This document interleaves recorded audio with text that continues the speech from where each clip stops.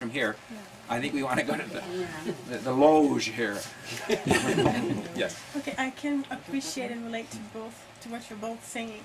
So for someone like me who likes the idea of mastering a language, for example, in a classroom setting, I mean, I appreciate what you're saying in terms of listening to stories. So then at what point do you introduce a formal grammar syntax?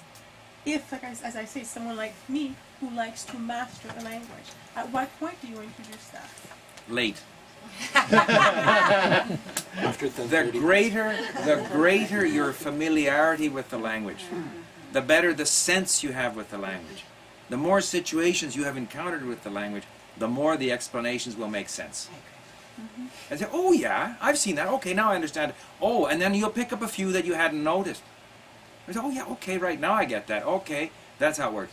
But when you have zero or very limited exposure or feeling for the language, the grammar explanations are just, I really believe it, relatively meaningless. And if you're focused on trying to remember them or get it right, as you say, master the language, first of all, we can't master the language. We can get better and better and better. We'll never get perfect in another language, but we can continue to improve. And you know what I would do then? And I'm not yet at that stage in my Russian, because every so often I go back to the grammar book and say, forget it.